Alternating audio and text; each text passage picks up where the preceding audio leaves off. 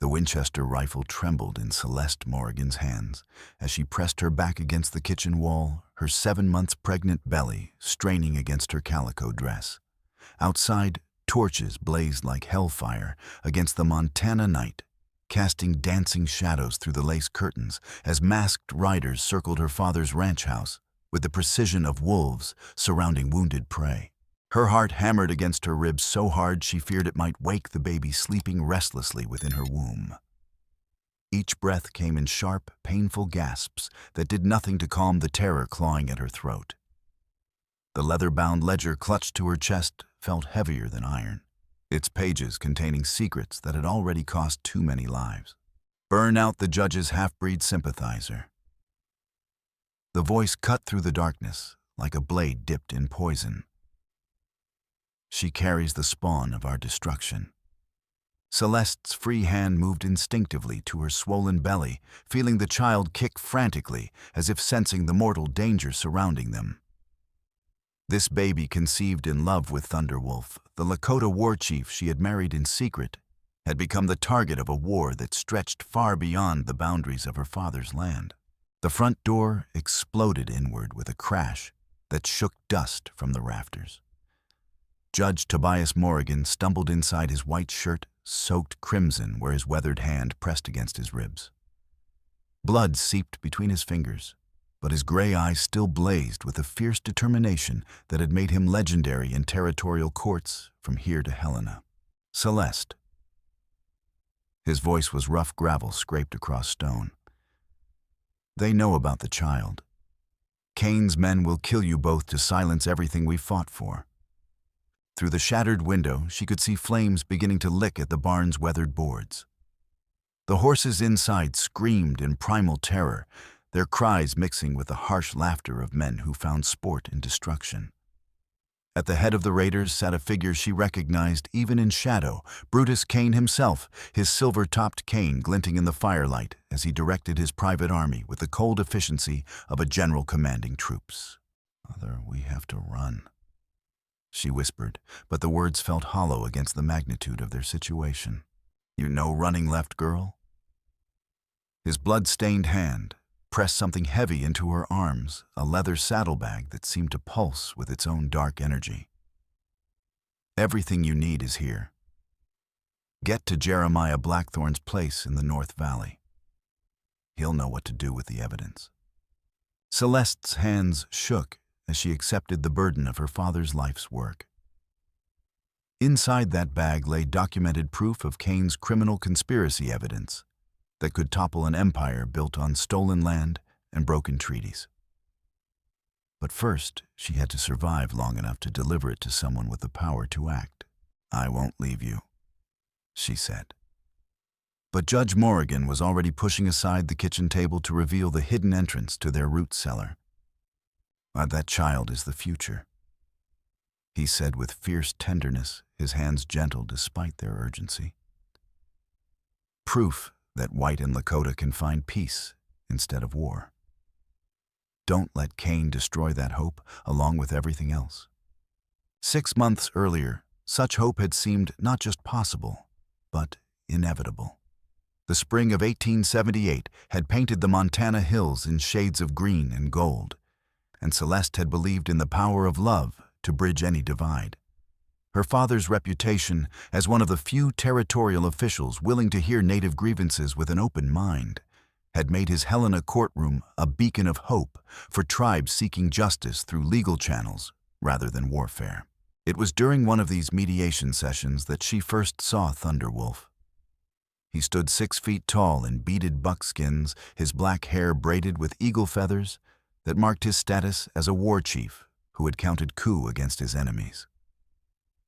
But it was his eyes that captured her, dark as mountain pools, holding depths of wisdom and sorrow, that spoke of a man who had seen too much violence and yearned for something better. Their courtship had been conducted in stolen moments when Thunderwolf came to discuss treaty terms with her father. She learned basic Lakota from tribal interpreters, while his English, learned from Jesuit missionaries in his youth, proved more fluent than most settlers realized. Their conversations began as curiosity about each other's worlds and blossomed into something neither had expected, a love that transcended the hatred dividing their peoples. They were married in a traditional Lakota ceremony high in the Bitterroot Mountains, with only Thunderwolf's closest warriors as witnesses. Celeste wore a white doe-skin dress, decorated with porcupine quills, and Thunderwolf placed a necklace of sacred stones around her neck as he spoke the ancient words that bound them as husband and wife. For one perfect day, the war between their worlds ceased to exist. But Brutus Cain had been watching, always watching. The railroad magnate had arrived in Montana territory with grand plans and unlimited resources, viewing the direct route through sacred Lakota burial grounds not as sacrilege, but as the most profitable path for his expanding empire. Judge Morrigan's legal injunctions protecting these areas had cost Cain millions in delayed construction and rerouted tracks. In his mid-50s, Cain carried himself with the bearing of someone accustomed to removing obstacles through intimidation, bribery, or violence.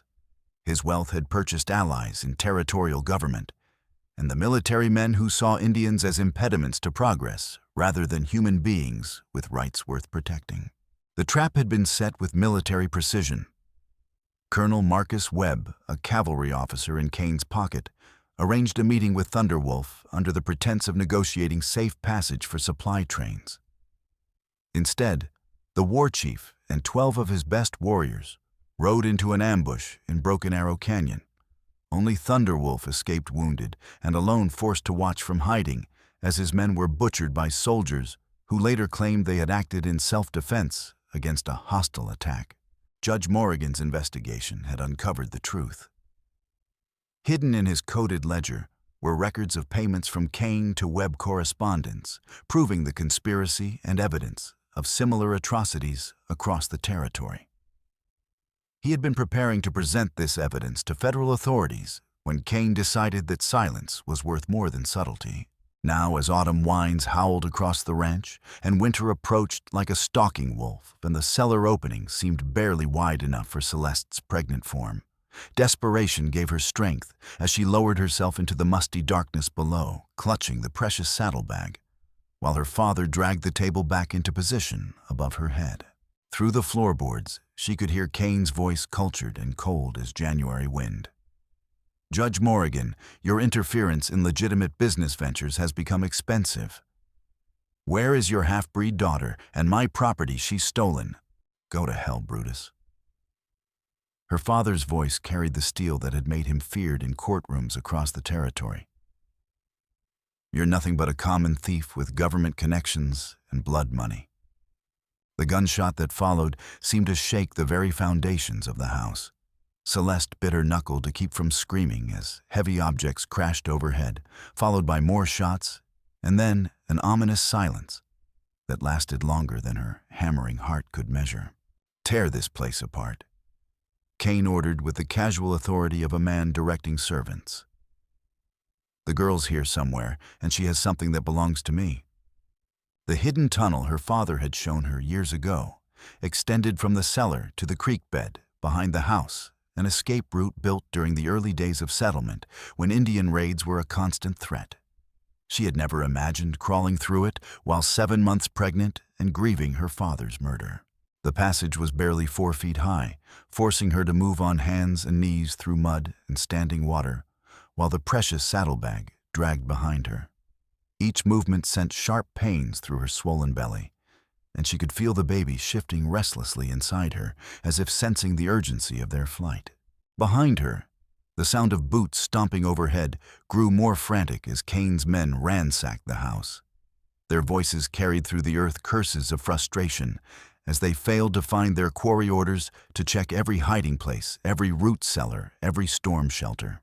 When she finally emerged at the creek bank, the ranch house was fully engulfed in flames. Orange light painted the surrounding hills while black smoke billowed into the star-filled sky. Through the inferno, she could see Cain's silhouette directing his men to search the outbuildings with the methodical patience of a man who had all night to complete his work. She couldn't have gone far in her condition. He was saying, his voice carrying clearly across the water. Check every trail, every hiding place. I want that ledger, and I want the woman who stole it." Celeste struggled to her feet, soaked and shivering in the mountain air. The saddlebag felt impossibly heavy in her exhausted arms, but she knew it contained the only evidence that could bring justice for her father's murder and protect the sacred lands Thunderwolf's people held dear. The sound of horses splashing across the creek sent her stumbling toward the tree line. Kane's men had found the tunnel. The real chase was about to begin, and she was running for 2 lives instead of 1. 20 miles north of the burning ranch, Jeremiah Blackthorne's cabin sat hidden among towering pines in a narrow valley that had sheltered him for the 15 years since his retirement from Judge Morrigan's courtroom.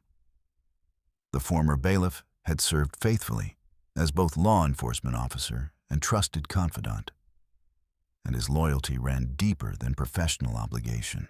When Celeste stumbled onto his porch near dawn, muddy and exhausted from her night-long flight through wilderness that would have challenged experienced trappers, Blackthorne took one look at her condition and ushered her inside without questions.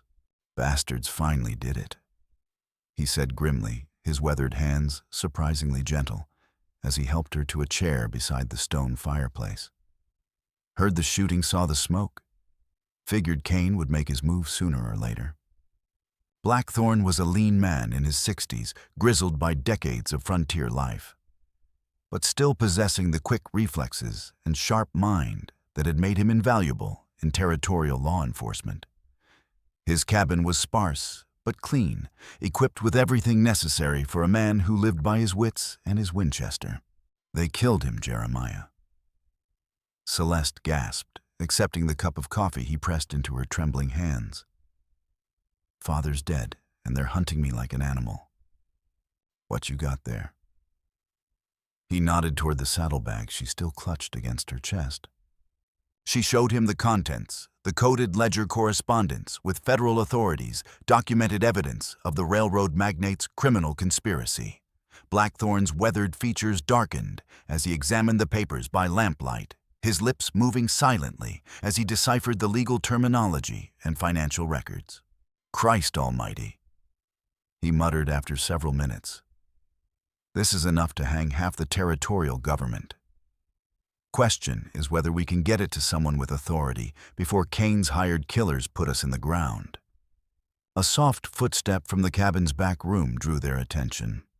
An elderly Lakota woman emerged, her gray hair braided with beads and her dark eyes filled with ancient wisdom. Celeste recognized her as Sparrow, a healer who sometimes worked with white doctors in Helena when tribal medicine proved insufficient for certain ailments. "The child comes early." Sparrow said, her English accented but clear as she studied Celeste's condition with a healer's practiced eye. "Mother's body fights too many battles, grief, fear, and men who would kill the life she carries."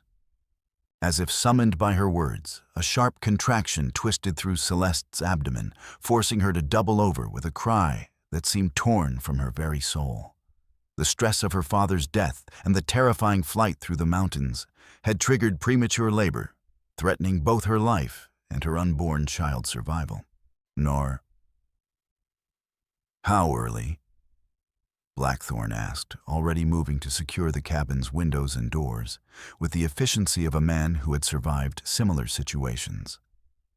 "Too early," Sparrow replied, kneeling beside Celeste with a leather pouch of medicinal herbs. "But this one has warrior spirit. She fights for love, not just survival." The sound of approaching horses cut through their conversation like the whistle of incoming artillery.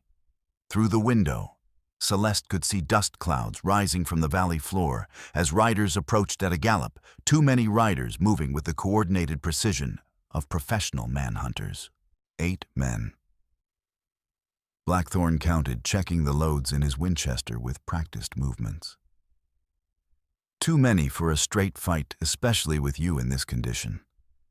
Another contraction hit Celeste stronger than the first, and she gripped the chair arms until her knuckles turned white. Through the haze of pain, she could hear Sparrow preparing herbal remedies with swift, economical movements, while muttering prayers in Lakota that seemed to call upon spirits older than the mountains themselves. "Drink this," the healer commanded, pressing a cup of bitter tea into Celeste's hands. "It will slow the birth pains and give the child more time to grow strong in the womb." The riders were close enough now for individual voices to be distinguished. A man with a harsh Texas drawl was giving orders to spread out and surround the cabin, while another mentioned the bounty Kane had placed on Celeste's head, $500 for her capture, $1,000 if she was brought in alive with the ledger intact. Professional killers, Blackthornne observed with the calm of a man who had faced similar odds before. Not desperate men driven by hunger, but soldiers working for someone with unlimited resources. He positioned himself at the front window while Sparrow helped Celeste to a more defensible position behind the thick stone chimney. The former bailiff had survived Indian raids, claim jumpers, and road agents during his years in the territory. But this felt different, more organized, more dangerous. Jeremiah Blackthornne. The voice from outside carried the authority of someone accustomed to being obeyed. "We know you're harboring the Morrigan girl. Send her out with the papers she stole, and maybe nobody has to die today." Papers weren't stolen. Blackthornne called back, his voice steady despite the odds. "They're evidence of your boss's crimes. Federal marshals are going to be real interested in what Judge Morrigan collected. Federal marshals got no jurisdiction over territory business."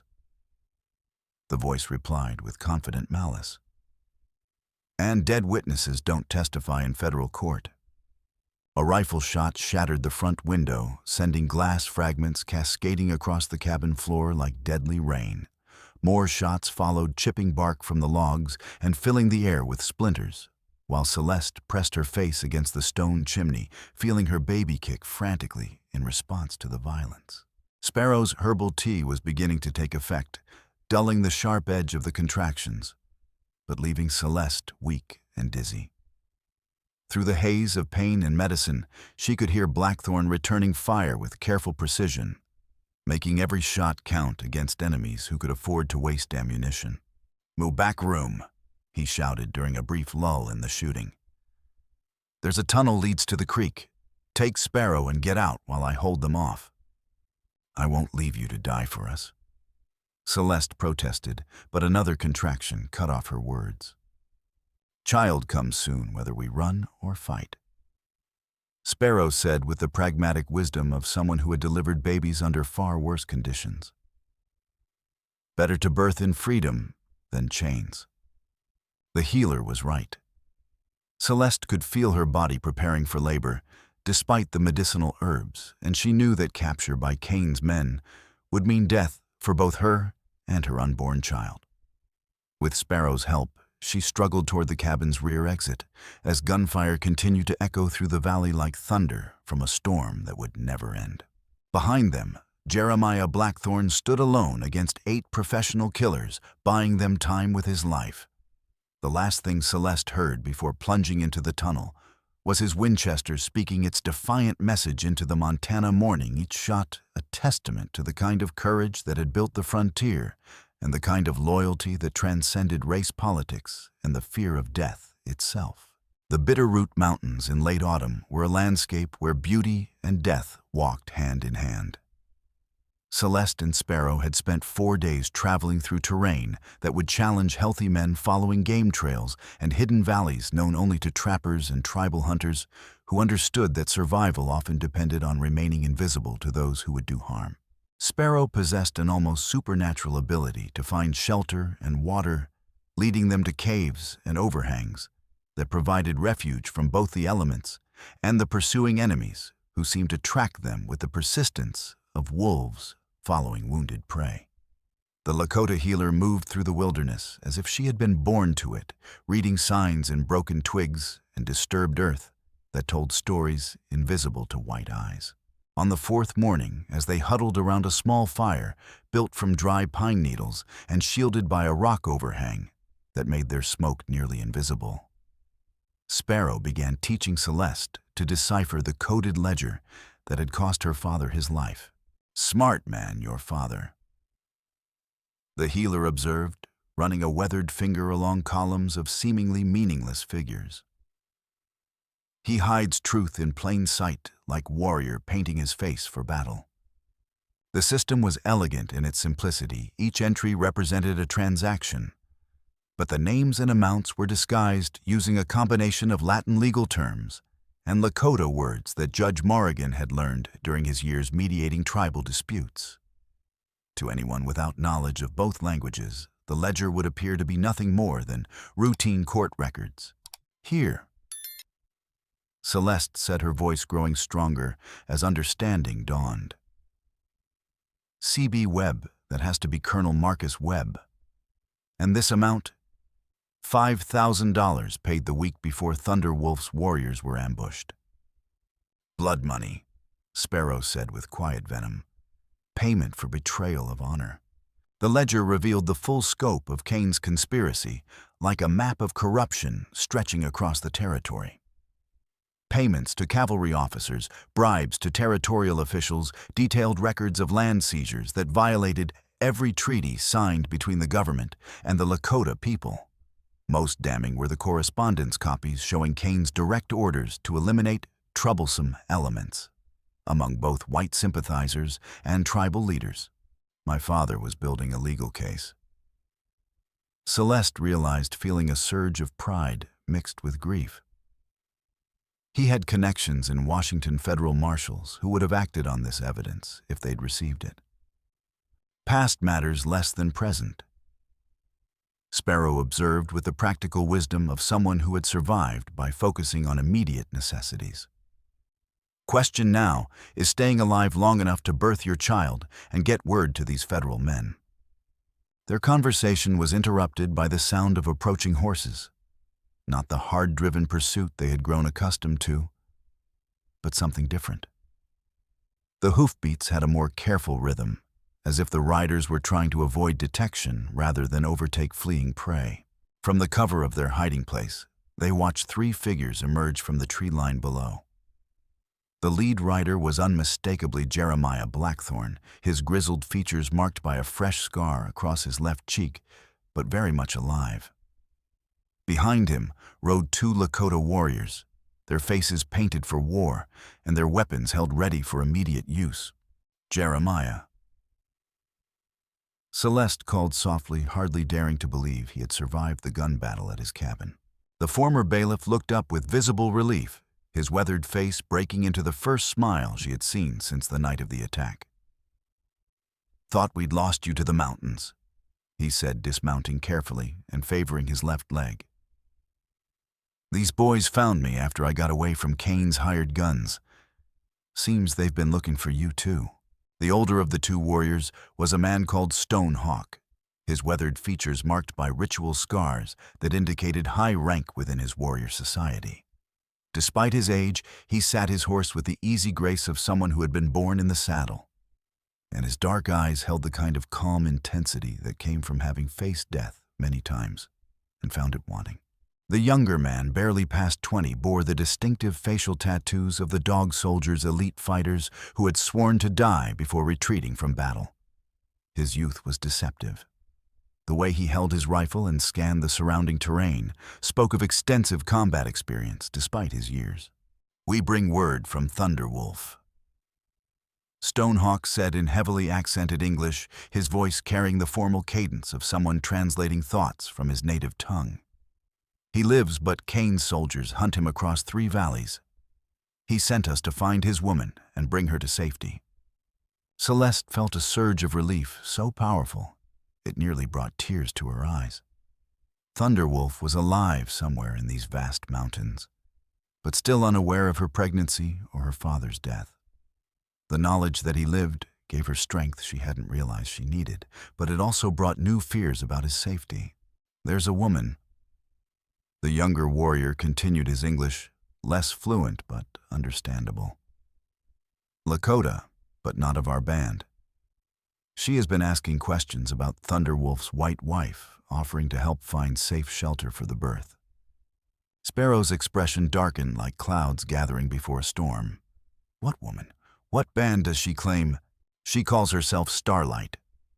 Stonehawk replied. Claims to be grandmother to the unborn child, seeks to provide traditional birthing ceremony in the old way. The name meant nothing to Celeste, but she could see something flicker across Sparrow's weathered features, recognition perhaps, or concern that ran deeper than simple caution.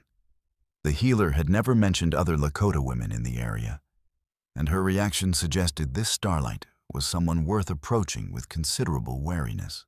"Well, where is this woman?" Sparrow asked, her voice carefully neutral. 3 hours ride north. Stonehawk replied. Hidden camp in the high country, warm springs and good shelter. Winter comes fast, and the child will not wait for better weather.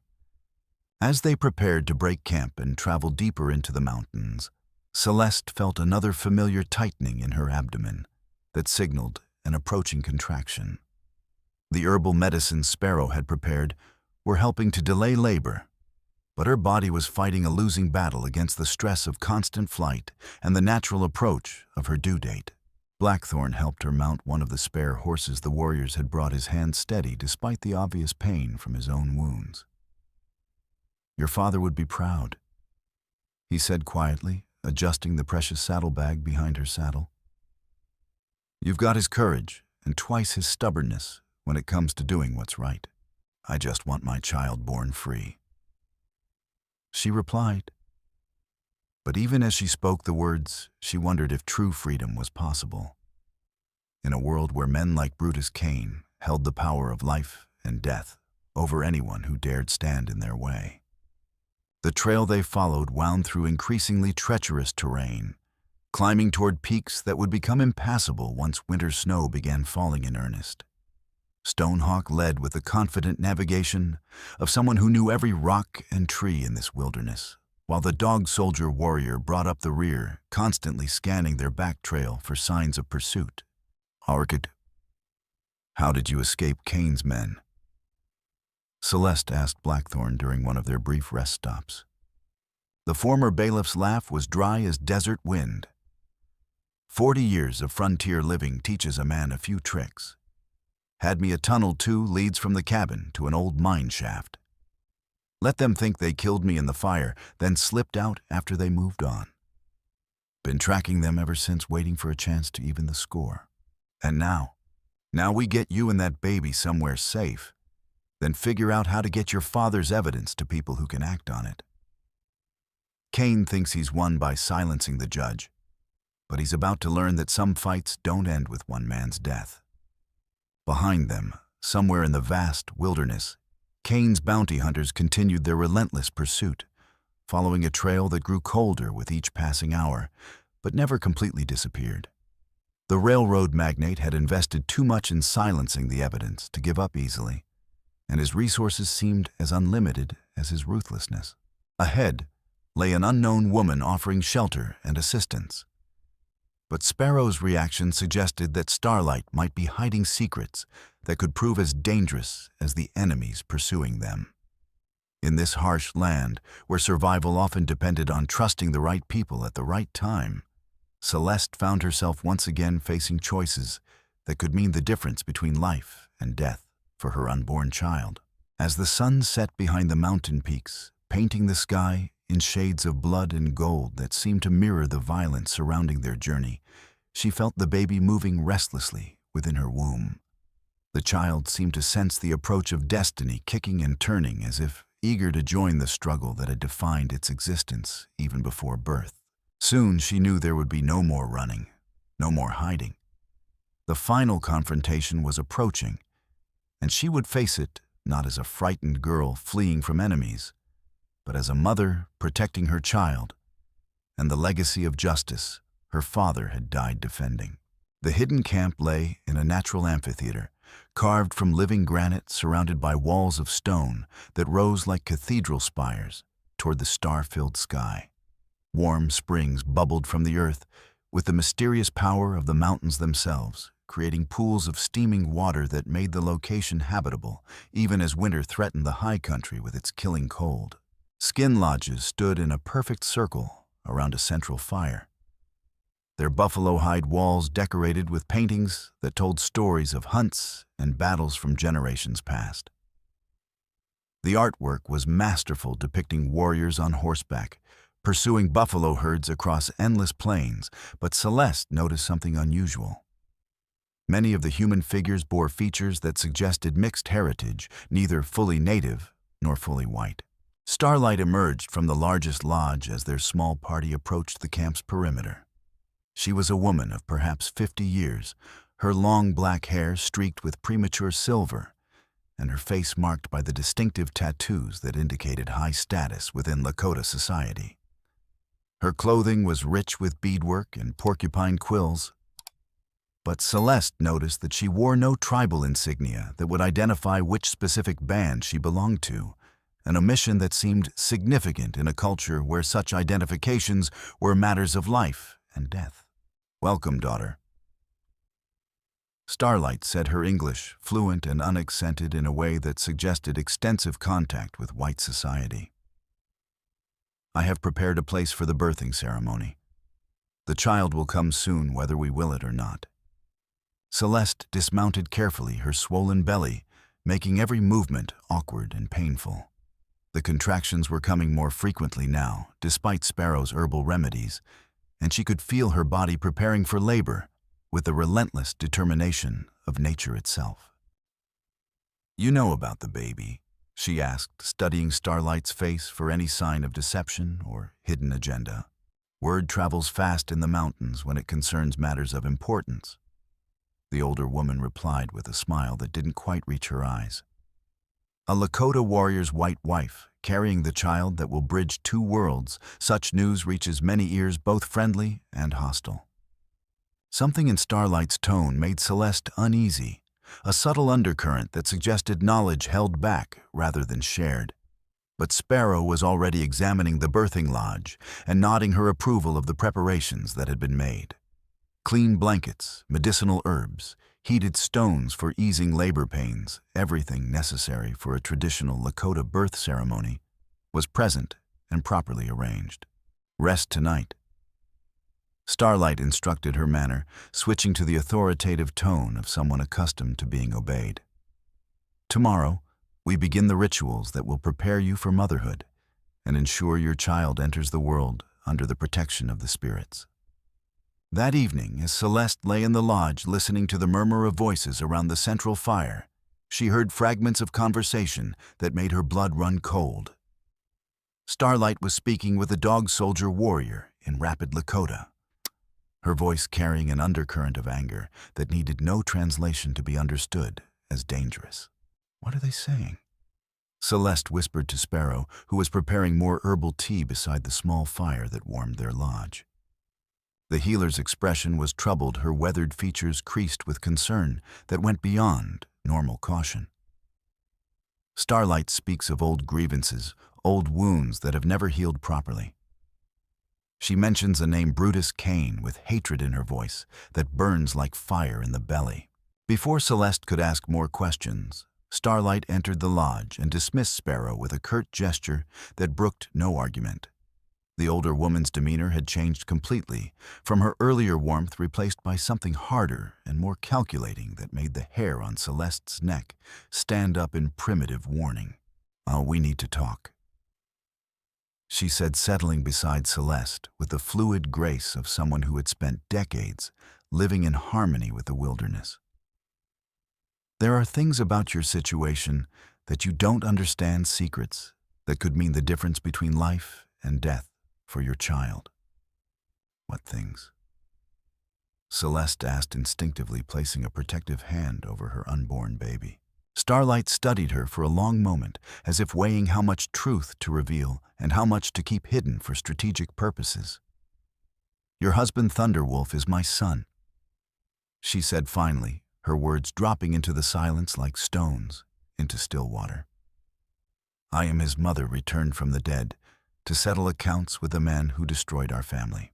The revelation hit Celeste like a physical blow, stealing her breath and making her heart stutter in her chest.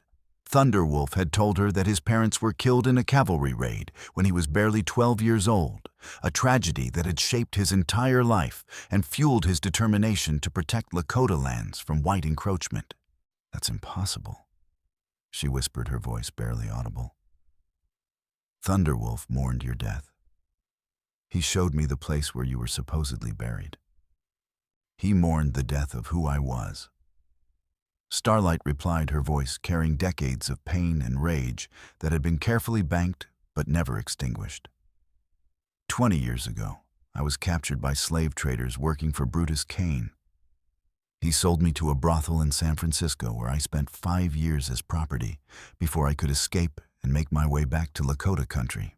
The words recontextualized everything Celeste thought she knew about the conflict with Cain. This wasn't just about railroad rights of way or mining claims. It was personal, a blood feud that stretched back decades and had already claimed countless innocent lives in its wake. "Thunderwolf doesn't know you're alive," she asked, her mind reeling with the implications. "He knows now," Starlight said with grim satisfaction. "I sent word to him along with news of your pregnancy. He's coming here to this camp because he believes he's meeting his mother and witnessing his child's birth. But that's what you want, isn't it? To reunite with your son." Starlight's smile was cold as winter wind howling through mountain passes. "I want justice for 20 years of suffering for the life that was stolen from me and the family that was torn apart. Cain made me a slave, took away my name, my people, my dignity. I've spent the last decade gathering information about his operations, building a network of informants, waiting for the perfect opportunity to destroy him completely. My child is part of that opportunity. Your child will draw Thunderwolf out of hiding where Cain's men can finally corner him." Starlight confirmed with brutal honesty. "But more than that, it represents something Cain fears more than death itself, proof that Lakota and white can unite instead of destroying each other. Your father understood this, which is why Cain had him murdered." Celeste felt another contraction grip her abdomen stronger than any before, and she realized with growing horror that she was trapped in a web of revenge and manipulation that made Cain's straightforward villainy seem almost honest by comparison. "What do you want from me?" she asked through gritted teeth, fighting to maintain control as pain washed through her body. "Help me destroy Brutus Cain," Starlight replied without hesitation. "Use your child as bait to draw him into the open where he can be killed with honor. Your father's death demands vengeance. I have waited 20 years for the chance to deliver it with my own hands." The lodge walls seemed to close in around Celeste as she realized the full implications of Starlight's proposal. The woman who claimed to be her mother-in-law was asking her to risk her unborn child's life in pursuit of revenge that had consumed 2 decades of careful planning and preparation. Outside the lodge, she could hear horses approaching through the darkness, too many horses moving with the disciplined coordination that spoke of military training rather than tribal warriors. More contractions were coming now, fast and hard, and she knew that whatever decisions needed to be made would have to be made immediately. Her child was about to be born into a world where love and hatred, justice and revenge were so intertwined that she could no longer tell the difference between protecting her family and destroying it. The baby kicked frantically within her womb, as if sensing the approaching danger and trying to warn her of the trap that was closing around them all. Dawn broke gray and bitter over the hidden camp, bringing with it the sound of gunfire echoing from the valley below, like the drums of war. Celeste struggled to her feet inside the birthing lodge, her body racked by contractions that came with increasing frequency and intensity, each one feeling like it might tear her apart from within. Through the smoke hole at the lodge's peak, she could see riders approaching at a gallop. Far too many riders moving with the disciplined precision of cavalry, rather than the fluid grace of tribal warriors. The sound of their horses' hooves on stone created a rhythm like thunder rolling across the mountains, and she knew that their time of hiding was finally over. "They found us," Sparrow said grimly, gathering her medicinal supplies with the practiced efficiency of someone who had fled from danger many times before. Kane's men, guided by someone who knows these mountains as well as we do. Starlight emerged from her lodge already dressed for war, her face painted with the black and red stripes that marked a Lakota warrior prepared to die before surrendering. In her hands, she carried a Winchester rifle that showed the wear of long use and a traditional war axe whose blade gleamed with lethal sharpness in the morning light. "There's a traitor in the camp," she announced with cold fury. "Someone sold our location to Kane's hunters for silver and promises."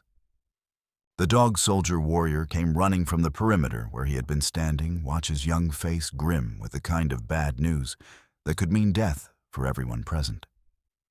"Cavalry soldiers," he reported breathlessly. 24 men at least, led by the officer who betrayed Thunderwolf before. They know exactly where to find us. Colonel Marcus Webb. Celeste recognized the name from her father's coded ledger, the corrupt cavalry officer who had orchestrated the ambush that killed Thunderwolf's warriors. Now he was leading another attack, this one aimed at eliminating the evidence of his crimes and the woman who carried it. Another contraction doubled Celeste over with such force that she nearly collapsed, and she felt a rush of warm fluid between her legs that signaled the beginning of active labor. The baby was coming now, ready or not, in the middle of a battlefield, with no time for the traditional ceremonies that should have marked its arrival in the world. "Now get her to the birthing cave," Starlight ordered, gesturing toward a narrow opening in the rock wall behind the camp. "Sparrow, do what you can to delay the birth until we drive off these attackers." But even as the healer helped Celeste toward shelter, they all knew that some things could not be delayed by human will or herbal remedies. The child had chosen its moment to be born, and that moment was now while bullets flew and men died in the struggle that had defined its existence from conception.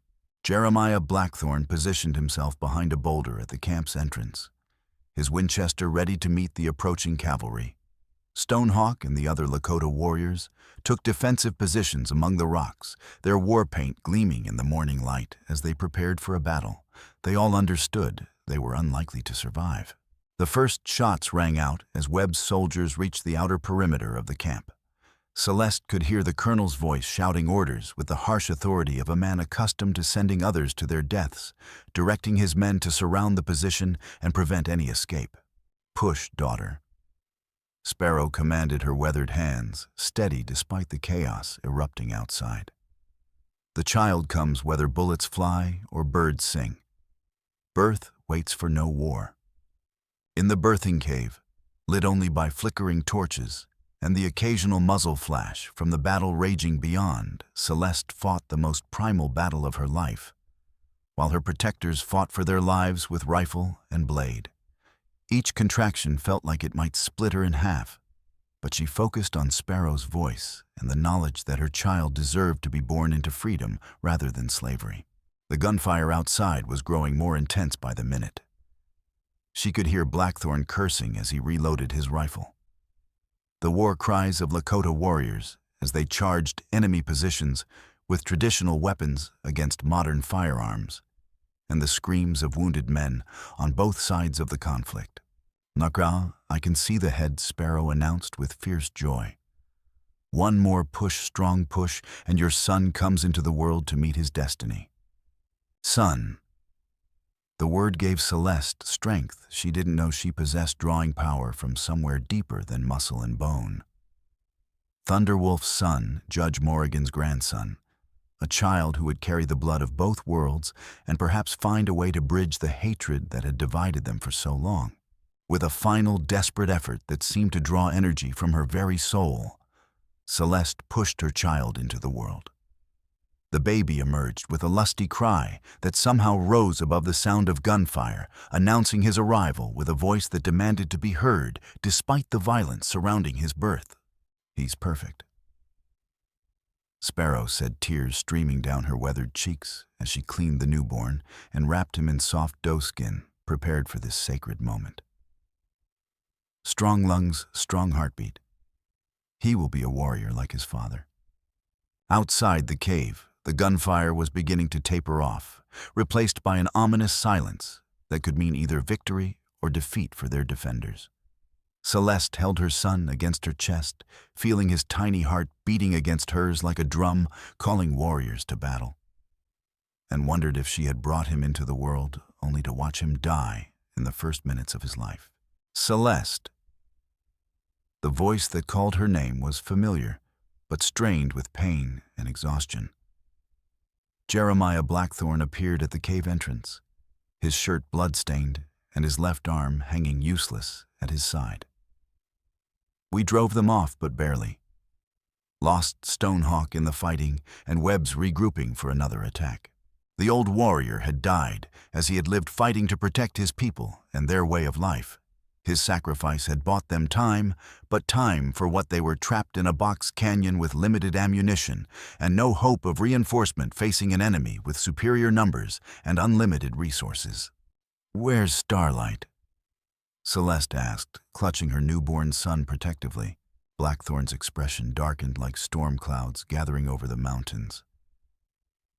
"That's the problem. She disappeared during the fighting, and some of the warriors think she might have been the one who led Webb's men to us." The implications hit Celeste like a physical blow. If Starlight had betrayed them, then everything she had said about being Thunderwolf's mother might have been a lie designed to lure them into this trap. Her son whimpered in her arms, sensing his mother's distress, and she rocked him gently while trying to process the magnitude of their situation. "We need to move," Sparrow said urgently. Her healer's instincts focused on immediate survival. "The child is strong, but he needs warmth and shelter. This cave will become a tomb if Webb's soldiers surround it." But before they could formulate an escape plan, the sound of approaching hoofbeats echoed through the canyon once again. This time, however, the rhythm was different, not the disciplined advance of cavalry, but the irregular pattern of a single rider pushing his horse to the limit of endurance while being pursued by multiple enemies. Through the cave entrance, Celeste could see a lone figure racing across the canyon floor, pursued by several of Webb's soldiers. Even at a distance, she recognized the riders bearing the way he sat his horse, as if born to the saddle, the eagle feathers streaming from his black hair as he rode toward what he believed was his family's salvation. Thunderwolf had come for his wife and child just as Starlight had predicted, but instead of finding safety, he was riding straight into the deadliest trap his enemies had ever set for him. Thunderwolf's war cry echoed off the canyon walls like the voice of an avenging spirit, wild and terrible, and filled with the rage of a man who had lost everything except the woman he loved and the child he had never seen. His paint horse, lathered with sweat and foam from the desperate chase, leaped over fallen rocks and stream beds as if it possessed wings, while the Lakota war chief's rifle spoke death to the cavalry soldiers who dared pursue him into what they thought was their moment of victory.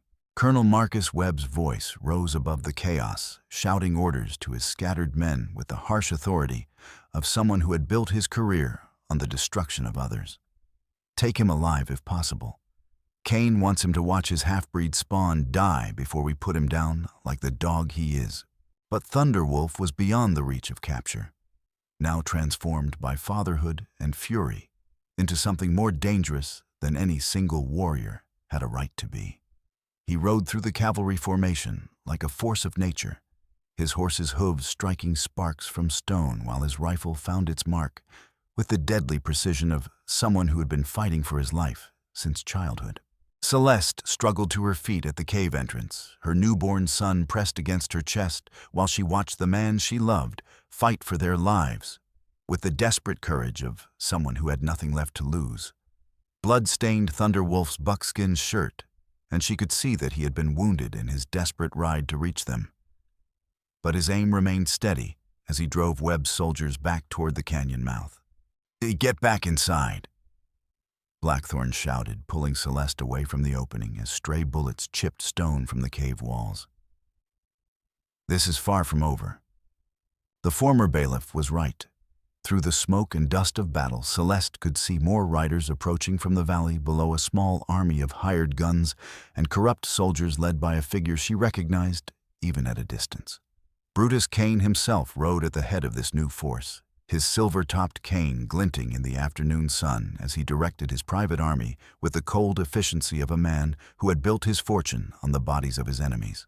Thunderwolf's horse stumbled and went down, struck by a bullet meant for its rider. The war chief rolled clear of the falling animal and took shelter behind a boulder, his ammunition running low, but his resolve unshaken by the overwhelming odds. Around him, the canyon floor was littered with the bodies of cavalry soldiers who had underestimated the fighting spirit of a Lakota warrior protecting his family. Thunderwolf. Celeste called out, her voice somehow carrying above the gunfire with the power of love, transcending violence. Your son, he's alive and strong. The war chief's head turned toward the sound of her voice, and for a moment their eyes met across the battlefield. In that instant, Celeste saw something change in his expression, and the wild fury of combat giving way to something deeper and more purposeful. He wasn't just fighting for revenge anymore. He was fighting for the future that their child represented. But Cain had positioned his men with tactical precision, learned from years of eliminating obstacles to his empire, cutting off all escape routes from the canyon, while keeping his own forces safely out of range of Thunderwolf's deadly rifle. The railroad magnate dismounted near the canyon entrance, his expensive suit and polished boots incongruous in the wilderness setting, but somehow making him appear even more dangerous. Thunderwolf. Cain called out, his cultured voice echoing off the stone walls with the authority of someone who had never been denied what he wanted. I have a proposition that might interest you. The war chief's answer was a rifle shot that missed Cain's head by inches, but the railroad magnate didn't flinch. He had come too far and invested too much in this moment to be deterred by the threat of death from a single warrior, no matter how skilled. Your woman has something that belongs to me. Cain continued with the patience of a predator who knew his prey was trapped. Evidence of certain business transactions that could prove embarrassing if made public. Return those documents, and I'll allow you to leave this canyon alive. What about our child? Thunderwolf demanded, his voice carrying clearly across the canyon floor. Cain's smile was colder than winter wind, howling through mountain passes. Half-breed bastards don't live long on the frontier, especially when their existence threatens important business interests. Accidents happen all the time in this harsh country. The naked threat against her newborn son ignited something primal in Celeste's chest, a protective fury that burned hotter than the fires of hell.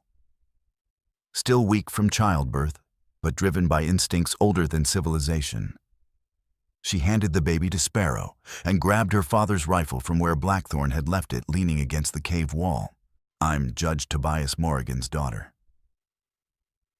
She called out, her voice carrying clearly across the canyon with the authority of someone who had been raised to believe in justice. And you murdered my father to steal land that never belonged to you.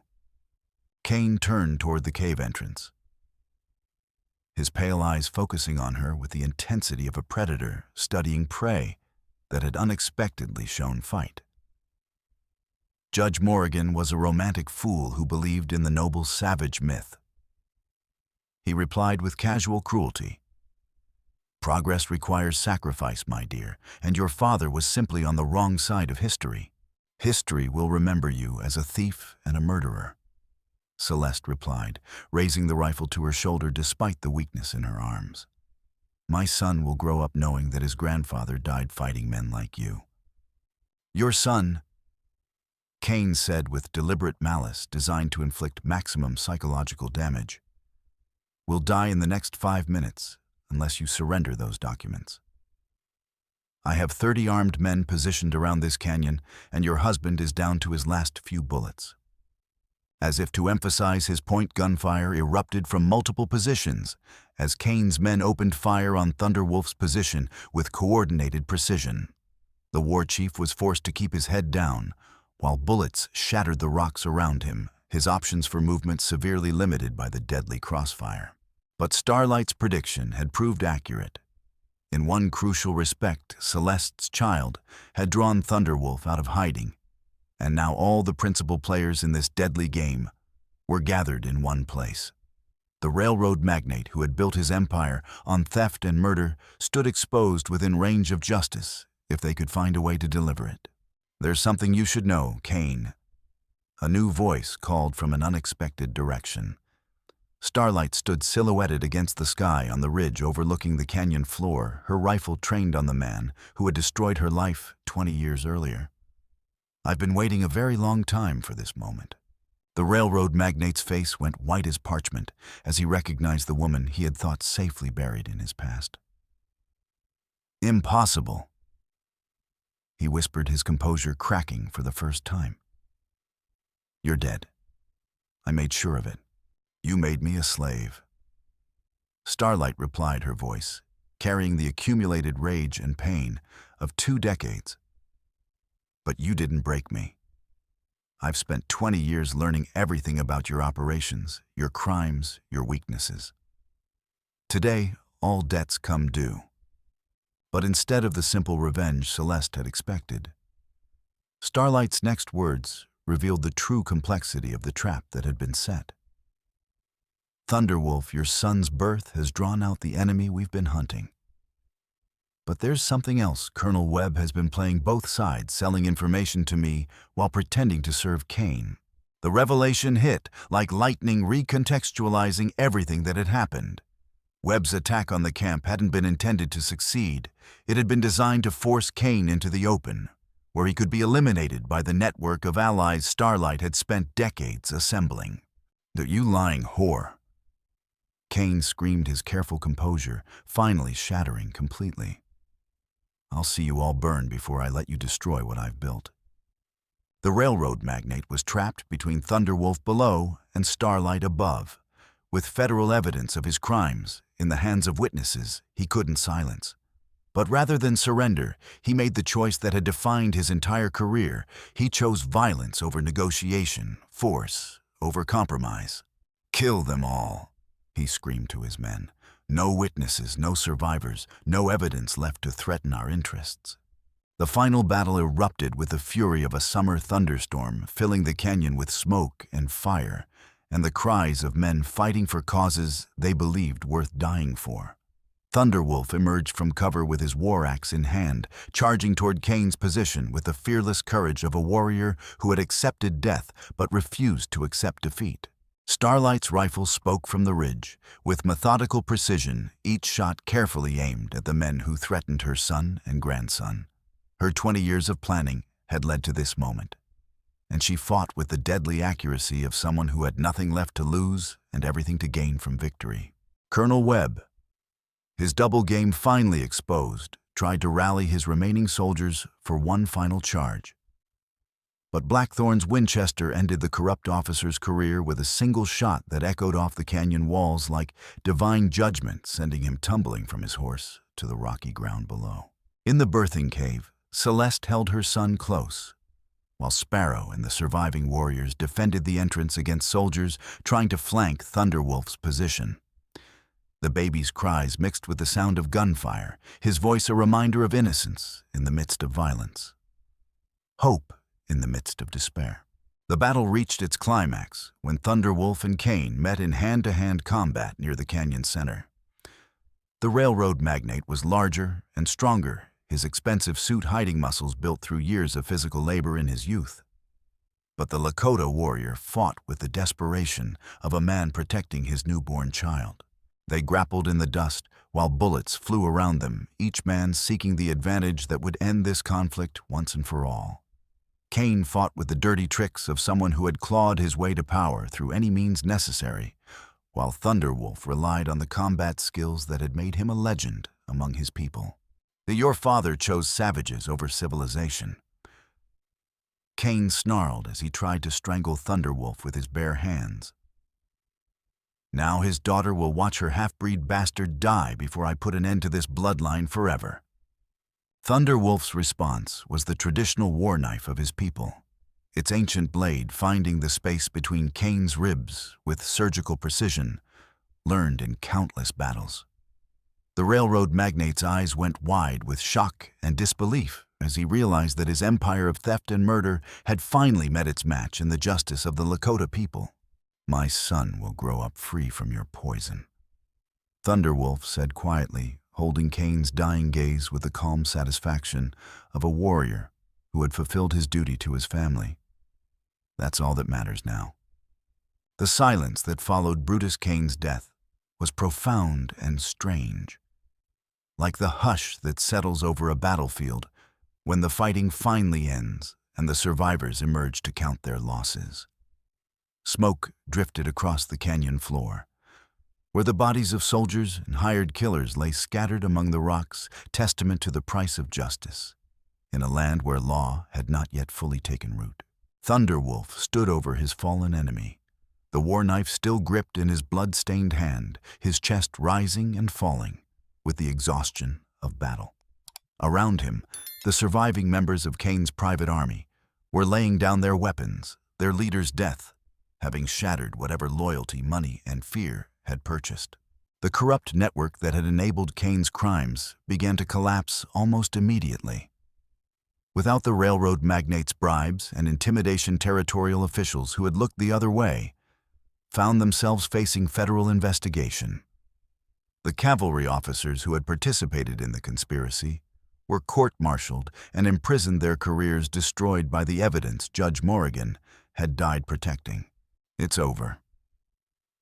Jeremiah Blackthornne said, his voice hoarse with smoke and exhaustion. 20 years of planning, decades of corruption, and it's finally over. Celeste emerged from the birthing cave, carrying her newborn son, her legs shaky, but her resolve unbroken by everything they had endured. Thunderwolf turned at the sound of her footsteps, and the transformation in his face was remarkable, the warrior's fierce mask melting away to reveal the wonder and tenderness of a man seeing his child for the first time. "He's beautiful," Thunderwolf whispered, accepting the tiny bundle with hands that had dealt death moments before, but now cradled new life with infinite gentleness. "What shall we call him?" "Little Hawk," Celeste replied, remembering the sacred name that had come to her during the most difficult moments of labor. He was born flying, fighting his way into the world, while bullets flew around him like a young hawk learning to soar. Sparrow approached them with tears streaming down her weathered cheeks, her healer's instinct still focused on the welfare of mother and child despite the carnage surrounding them. "The spirit smile on this birth," she said with deep satisfaction. "The child comes into the world at the moment of his people's victory over those who would enslave them." Starlight descended from her position on the ridge, moving with the careful grace of someone whose long quest for justice had finally reached its conclusion. Up close, Celeste could see the family resemblance between mother and son, and the same proud bearing, the same dark eyes that seemed to hold depths of wisdom and sorrow earned through decades of struggle. "My grandson," Starlight said softly, studying the baby's face with wonder. "He has your eyes, Thunderwolf, but his mother's stubborn chin that speaks of determination to see justice done. You are truly his grandmother?" Celeste asked, still uncertain about the woman who had orchestrated their final confrontation with Cain through such complex deception. "I am," Starlight confirmed with simple honesty. "And I am sorry for the deception, for using you and your child as bait to draw out our enemies. But Cain would never have exposed himself unless he believed victory was certain and his enemies were trapped." Thunderwolf's expression hardened slightly as he processed the implications. "You risked my family for your revenge. I risked everything for justice," Starlight replied without apology. Cain's crimes demanded payment in blood, and the only currency he understood was violence. Your father-in-law tried to fight him with law and evidence noble but ineffective against a man who had corrupted the very system meant to stop him. Over the following weeks, as they made their way down from the mountains toward the territorial capital, the full scope of their victory became clear. Jeremiah Blackthornne delivered Judge Morrigan's evidence to federal authorities, resulting in dozens of arrests and the exposure of corruption reaching into the highest levels of government. The railroad's expansion into sacred Lakota burial grounds was permanently halted, and the land returned to tribal control through federal intervention that established legal precedents protecting Native rights across the territory. The network of judges, politicians, and military officers who had enabled Kane's crimes found themselves facing prosecution under federal law, their careers destroyed, and their fortunes confiscated. But victory came with costs that went beyond the casualties of battle. Starlight, weakened by years of hardship and the wounds she had sustained in the final confrontation, lived only long enough to see her grandson safely delivered to his parents' care, and to witness the beginning of justice for the crimes that had defined her adult life. She found peace at the end, Sparrow observed, as they laid Starlight to rest in a traditional Lakota ceremony that honored both her sacrifice and her final victory. 20 years of anger and pain, but she died knowing that her suffering had meaning and that her son's child would grow up free. Thunderwolf mourned his mother's second death, even as he celebrated his son's birth, understanding that both events were part of the same cycle of loss and renewal that defined life on the frontier. Little Hawk seemed to sense the significance of his birth timing, remaining unusually quiet during the funeral ceremony, as if adding his own form of respect to the ancient songs of grief and remembrance. 5 years had passed since that terrible and wonderful day in the mountain canyon, when Little Hawk entered the world amid gunfire and the final triumph of justice over corruption. The boy had grown into a sturdy child with his father's dark eyes and his mother's stubborn determination, equally comfortable speaking Lakota with the tribal elders and English with the white settlers, who had learned to respect, rather than fear, the mixed family living on the boundary between two worlds. Celeste and Thunderwolf had built their home in a valley that straddled the border between Lakota territory and white settlement, a place where both peoples could meet and trade without the suspicion and hatred that had once defined their relationship. Their house was a blend of architectural styles, log construction in the white tradition, but with the circular floor plan and central fire pit that honored Lakota customs and created a space where both cultures could coexist. Little Hawk played in the yard behind their home, his laughter mixing with the sound of wind through the pines as he chased a puppy that Jeremiah Blackthornne had brought as a gift on his most recent visit. The old bailiff had never married, but he had become a surrogate grandfather to the boy, teaching him to read and write, while Thunderwolf instructed him in the traditional ways of the warrior and the sacred responsibilities that came with mixed heritage. Sparrow lived with them now, her healing knowledge invaluable in a community where white doctors were scarce and tribal medicine was still viewed with suspicion by some settlers. She had delivered 6 more children in the years since Little Hawk's birth, 3 white babies, 2 Lakota, and 1 other child of mixed heritage, and her reputation as a healer had spread throughout the territory. The evidence that Celeste and her father had died protecting had indeed brought justice, but not the simple closure she had hoped for in her youth. Kane's criminal network had been larger and more complex than anyone realized, its tentacles reaching into businesses and government offices across multiple territories. The legal proceedings had taken years to resolve, and some of the guilty parties had escaped punishment by fleeing to Mexico or Canada before warrants could be served. Still, the core victory remained solid and had created lasting change. The sacred Lakota burial grounds were protected by federal law that served as a model for similar protections across the West. The railroad had been forced to reroute its expansion around tribal territories, establishing legal precedents that would protect native lands for generations to come. A new generation of territorial officials had been elected on platforms of fair treatment for all residents, regardless of race or tribal affiliation. On this particular autumn afternoon, Celeste was cleaning out her father's old office in the Helena courthouse, a task she had put off for years but finally felt ready to complete. Judge Morrigan's replacement had offered to let her keep any personal items she found among his papers, and she was surprised by how much had been left undisturbed since his death. Legal texts, correspondence with other judges, notes from cases he had tried, the accumulated evidence of a career spent fighting for justice in a land where justice was often in short supply. Celeste found herself reading through his personal journals, discovering sides of her father she had never known existed during his lifetime. He had been more troubled by the conflict between white and native peoples than she had realized, wrestling with questions about whether legal solutions could ever truly address injustices rooted in fundamental differences about land ownership and cultural values. His alliance with the Lakota had been based on genuine respect for their way of life, not just political calculation or romantic idealism. Near the bottom of a locked drawer, she found something that made her heart stop with shock and wonder. A leather-bound journal she had never seen before, secured with a brass clasp that had tarnished with age. Inside the front cover, written in her father's careful script, were the words, "For Celeste, when she is ready to know the full truth about our family and her place in the world." The journal's contents revealed secrets that recontextualized everything she thought she knew about her father's work and her own identity.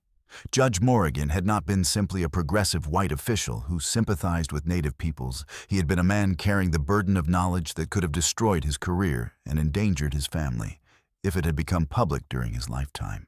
26 years earlier, before Celeste was born, her mother had given birth to twins. The pregnancy had been difficult, the birth traumatic, and the doctor had initially feared that both babies might die.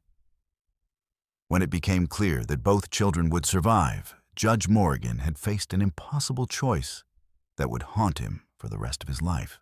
His political enemies had already begun questioning his fairness in cases involving native peoples, and rumors were circulating that he was too sympathetic to tribal interests.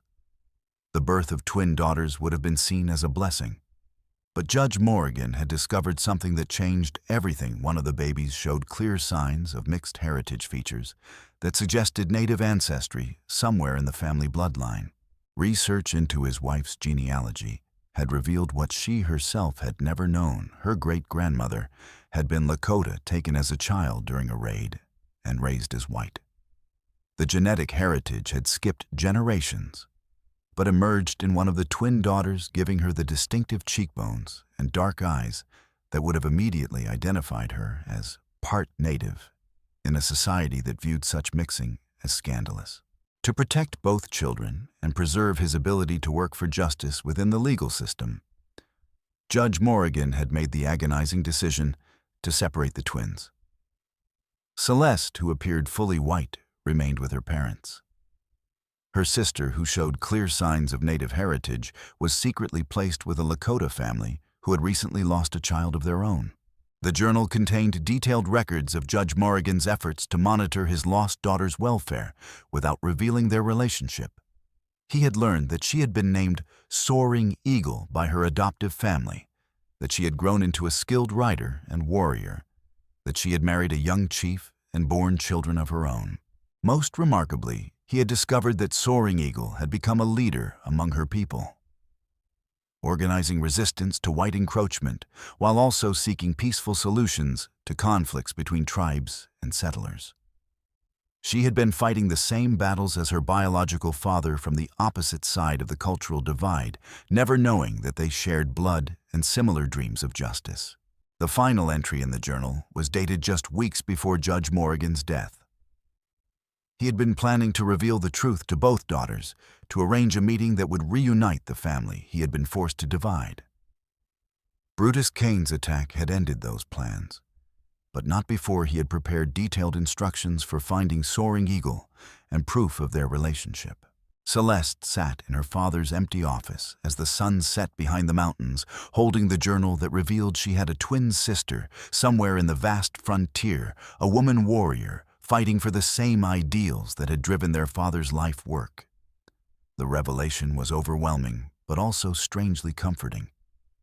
She had never felt entirely at home in either white or native society, but now she understood why.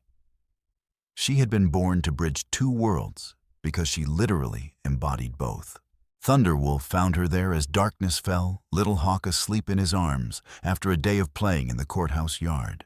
He took one look at her face and understood that something momentous had occurred. "What is it?" he asked, gently settling beside her with their son. "I have a sister," Celeste whispered, showing him the journal with hands that trembled with emotion. "A twin sister raised Lakota, fighting the same battles we've been fighting all these years." Thunderwolf read the relevant passages, his expression growing more amazed with each page. "Soaring Eagle," he said finally. "I know this name. She led the resistance against cavalry raids in the Northern Territories, saved many lives through her courage and wisdom. She's my sister." Celeste repeated, still struggling to fully comprehend the revelation. "All these years we've been fighting on the same side without knowing we were family." Little Hawk stirred in his father's arms, opening dark eyes that seemed to hold depths of understanding beyond his years. The boy looked from his mother to his father, sensing the importance of the moment, even if he couldn't grasp its full significance. "Oh, will you try to find her?" Thunderwolf asked. Celeste considered the question, weighing the risks and benefits of seeking out a sister who had no idea she existed. Soaring Eagle had built a life among the Lakota people, had probably never suspected that she had white blood or a twin sister living in the world of settlers and courts. "Yes," she decided finally. "Father wanted us to know, each other wanted us to understand that we're part of the same fight for justice and peace between our peoples. I think it's time to honor his wishes and complete what he started." Thunderwolf smiled, understanding that this discovery would mean more journeys into dangerous territory, more battles against prejudice and hatred, more risks for their family. But he also understood that some discoveries were worth any price, and the reunion of separated sisters could be the key to healing wounds that had divided peoples for generations. Outside the courthouse, the Montana night was filled with stars that shone down on a land still struggling to define itself, still fighting to find balance between the old ways and the new. Somewhere under those same stars, a Lakota woman warrior named Soaring Eagle was planning her own battles for justice, unaware that she had a twin sister who shared her dreams and her determination to protect the innocent. The child born during gunfire in a mountain canyon had indeed become a bridge between worlds. But now his mother understood that he was not alone in carrying that burden. The family that Judge Tobias Morrigan had been forced to divide in the name of protection could finally be reunited in the name of justice and truth. As they walked home through the quiet streets of Helena, Little Hawk, sleeping peacefully in his father's arms, Celeste felt a sense of completion she had never experienced before. The violent confrontation with Brutus Cain had ended one chapter of their story. But her father's journal had revealed that a new chapter was about to begin, one that might finally heal the wounds that had divided families and peoples for far too long. The war between the worlds was not over, might never be completely over. But for the first time since that terrible night when masked riders had burned her childhood home, Celeste felt truly hopeful about the future. Her son would grow up knowing both sides of his heritage. And perhaps if the spirits smiled on their endeavors, he would also grow up knowing the aunt who had fought the same battles from the other side of the Great Divide. In the distance, a wolf howled from the mountains where Thunderwolf had once lived as a hunted fugitive, and the sound seemed to carry a message of hope across the vast landscape. The child of a Lakota warrior and a judge's daughter had survived to see his 5th year, and the legacy of courage and justice that had defined his birth would continue to shape his future, and the future of the land he called home. The story had ended, but the legend was just beginning. And somewhere in the wilderness, a woman named Soaring Eagle was about to discover that she was not alone in her fight for justice, that she had a sister who shared her blood, her dreams, and her unshakable belief that love could triumph over hatred if people had the courage to bridge the divisions that seemed impossible to cross.